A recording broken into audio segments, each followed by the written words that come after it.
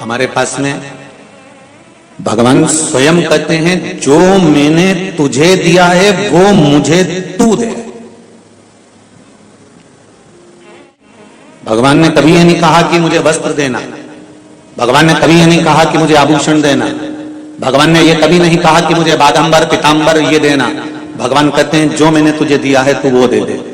क्या दिया है भगवान ने? तो कहा ये शरीर दिया है परमात्मा ने, ये मन दिया है परमात्मा ने, ये आत्मा, ये चित्त, ये परमात्मा ने दिया है। इसलिए तू परमात्मा को अपना ये दिल दे दे। भगवान ये नहीं कह रहे कि तू वस्त्र देना, तू आभूषण देना, तू धन देना, कि तू वैभव देना, तू सत्ता देना। पर इन्होंने हैदराबाद इसलिए चुना, शिव महापुराण की कथा भी इंदौर में नहीं है, यहां कथा हो रही है तो कथा भी सुनेंगे और ऑपरेशन का तारीख भी लिया। जो करेगा बाबा करेगा, उसके भरोसे पर छोड़ दिया। जाने से पहले मेरा बहन आपसे निवेदन जरूर है, ऑपरेशन कराने से पहले जब शिव पोथी की एक बेलपत्र मिल जाए तो उस बेलपत्र को खिलाकर उस डॉक्टर के पास जिसने ऑपरेशन की तारीख दी है उससे एक बार जांच जरूर कराना। मुझे विश्वास है अगली जब कथा सागर में 3 तारीख से चालू होगी तो मुझे पत्र जरूर आएगा कि ऑपरेशन आगे बढ़ दिया गया है। इतना विश्वास मैं अपने शंकर पर करता हूं, ये भरोसा है मुझे मेरे शिव पर। जब कैंसर जैसे मरीजों को ठीक कर सकता है, डायलिसिस चलने वालों की किडनी और लीवर ठीक कर सकता है, केवल एक लोटा जल सारी समस्या का हल। हमारे पास में ना तो कोई छल है, ना कोई दिखावा, ना कोई हमारे पास विद्या है, ना तंत्र है, ना मंत्र है। हम तो केवल इतना जानते हैं कि एक लोटा जल चढ़ाकर पंडित प्रदीप मिश्रा इस व्यासपीठ पर बैठ सकता है, तो एक लोटा जल चढ़ाकर तुम भी शिव की गोद में बैठ सकते हो। इतना विश्वास जरूर, भरोसा रखो मेरे शिव पर और पूर्ण रखो। मैंने तेरे ही भरोसे, ओ बाबा तेरे ही भरोसे हवा विच उड़ती जावांगी, बाबा डोर हथों छठी नामे कटी जावांगी। ओ बाबा मैं तेरी बदन, शंभो मैं तेरी बदन हवा विच उड़ती जावांगी, बाबा डोर हथों छठी नामे कटी जावांगी। जो कट गई ना सतगुरु, भोलेनाथ अगर तूने छोड़ दिया और कट गई ना, जो कट गई ना सतगुरु तुम्हें लुटी जवानी, बाबा डोर हथो छठी नामे कटी जवानी। तूने पकड़ रखा है इसलिए मैं उड़ रही हूं, तेरी कृपा है तो आगे बढ़ रही।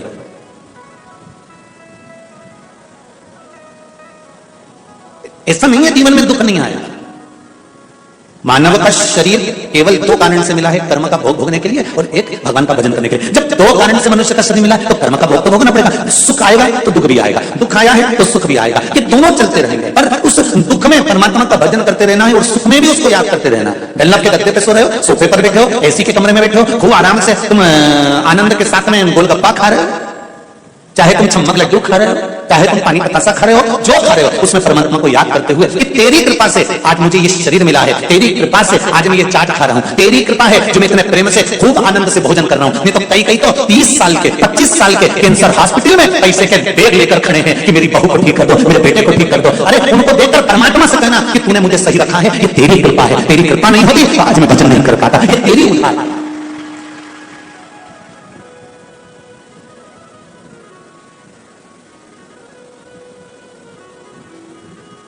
एक बेलपत्री के बल पर लोग अपने स्वास्थ्य को ठीक कर रहे हैं, एक लोटा जल के बल पर लोग अपने स्वास्थ्य को ठीक कर रहे हैं। ये शिव की उदारता है।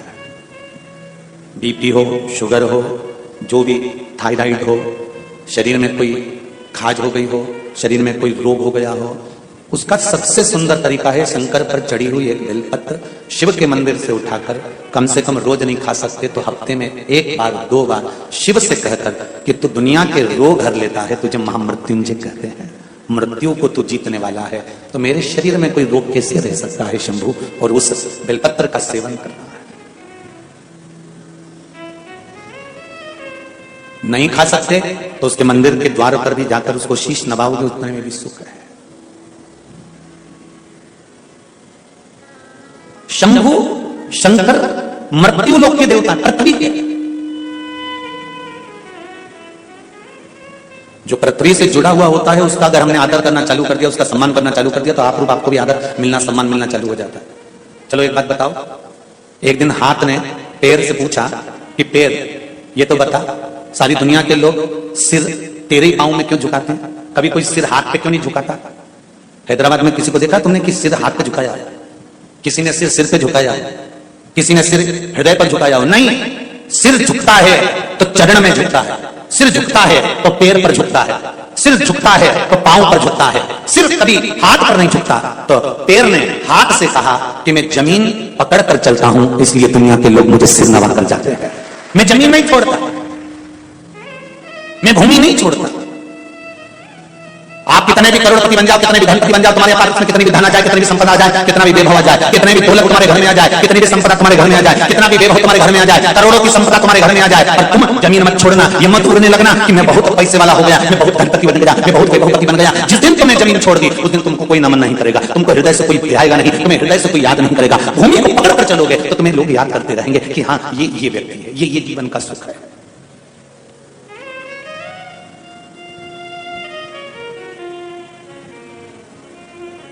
मेरा वो गर्दानी इस मृत्यु लोक का देव है, आदिदेव महादेव है।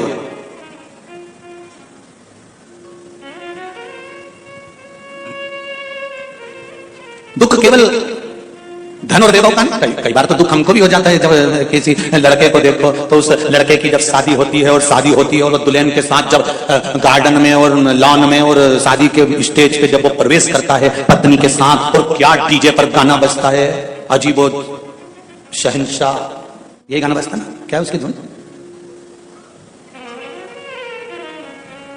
और जब वो आता है दुल्हन के साथ में और फुलझड़ियां छूटती है और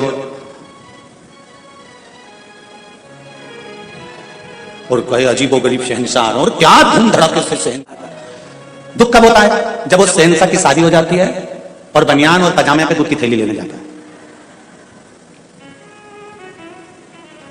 तब हृदय में दुख होता है। अभी 20 दिन पहले तो अजीब गरीब शहंशाह बन रहा था, अभी कितनी शान से शादी करी थी और बनियान पजामे पे पानी बह रहा है, दूध की थैली लेकर आ रहा है। वो गुलाब जामुन भी खिलाई, पेड़ा भी खिलाया, इमरती भी खिलाई, तो कितना ठाठ था विवाह में, कितना ठाठ था शादी में, कितना ठाठ था उस मंगल विवाह में। उसके 15 दिन बाद 20 दिन बाद बाकी जिंदगी वैसी की वैसी हो जाती है। इसलिए जीवन का कोई भरोसा नहीं होता। धन ज्यादा आ जाए तो फूलना ना मती, और ना फूलना और ना अपनी वाणी पर ऐसा संयम रखना कि इस वाणी से कोई ऐसा शब्द ना निकल जाए कि जिंदगी भर बाद में रोना पड़ जाए। इसलिए बहुत संभल कर वाणी बोली जाती है, गोली और बोली बहुत सावधानी रखकर।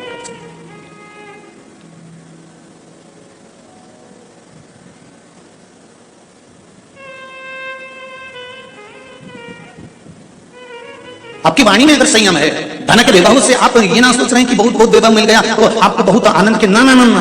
भगवान अगर धन देता है तो परीक्षा करने के लिए देता है, भगवान धन वापस लेता है तो परीक्षा करने के लिए लेता है। उसको मालूम है क्या करना है उसको।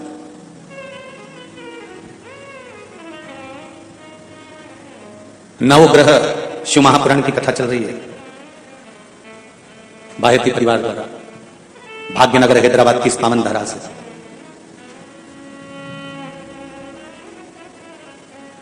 अभिमान तो राजा देवराज इंद्र को भी आ गया था।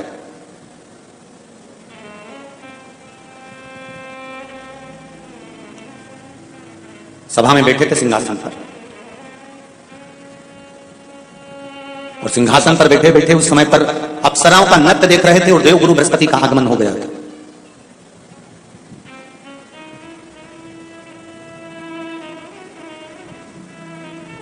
अंगिरा ऋषि के पुत्र हैं देवगुरु बृहस्पति। देवगुरु बृहस्पति की माता का नाम है स्वरूपा। क्या नाम है? स्वरूपा। बृहस्पति भगवान के पिता का नाम है अंगिरा ऋषि और माता है स्वरूपा, जिनके घर में देवगुरु बृहस्पति का आगमन हुआ है, प्राप्ति हुई है। स्वरूपा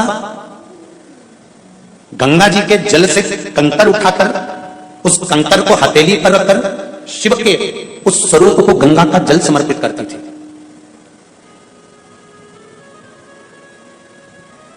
एक बहुत सुंदर बात कहेंगे, पहले की शिव महापुराण में ये चरित्र नहीं आया तो आप ध्यान से सुनिएगा।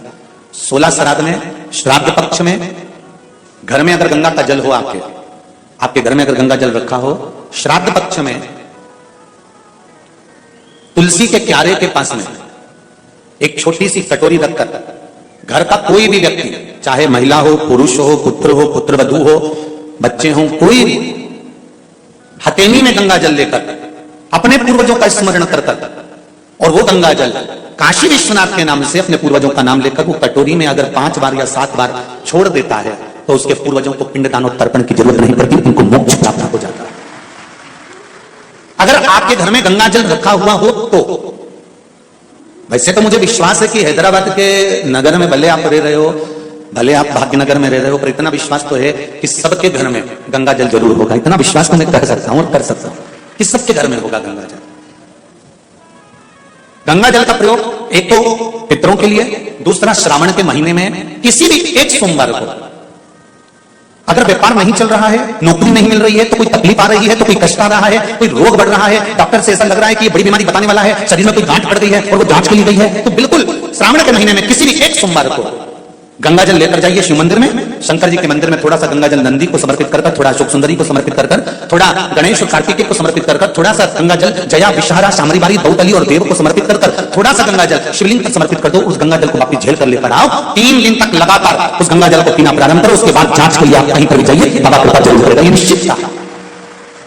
उस गंगा जल की प्रधानता, उस गंगा जल का एक गौ माता, गौ, गंगा और संत, ब्राह्मण, साधु, सन्यासी, सात्वित्ववान नारी, कन्या, स्त्री, इनका जो महत्व है उसको जान गए तो जिंदगी सार्थक हो गई।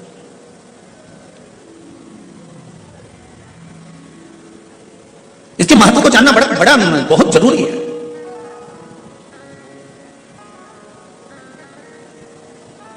महाराज, गंगा का जल हाथ में, तो यहां पर स्वरूपा बृहस्पति महाराज की माता जी हाथ में कंकर रखती हैं गंगा नदी का, गंगा जल का, और हाथ की अंजलि में गंगा जल लेकर उस कंकर पर शिव मानकर जल समर्पित करती हैं। संतान जो हुई, जो पुत्र हुआ, वो भी शंकर का भक्त हुआ, शिव का भक्त। महाराज, स्कंद पुराण कहती है, कोई आपसे पूछे किसी और वाले महाराज जी कथा कहां से कर रहे हैं तो आप कह देना स्कंद पुराण से कर रहे हैं। दोष लगेगा? हर जम के बोलते जाओ, लगेगा नहीं। जिस व्यक्ति ने गलत काम किया, जिस व्यक्ति के गलत कर्म वो कर रहा है तो दोष उसको लग रहा, दोष तुम्हें नहीं लग रहा। तुम्हारे रुद्राक्ष पहनने का फल तो ये होता है कि रुद्राक्ष अगर हमने धारण किया है तो रुद्राक्ष धारण करने से हमारे शरीर में अगर नेगेटिव कोई ऊर्जा आ रही है तो वो भी समाप्त होकर वापस पॉजिटिव में बदल जाती है। ये रुद्राक्ष की महत्वता, ये रुद्राक्ष की मूलता।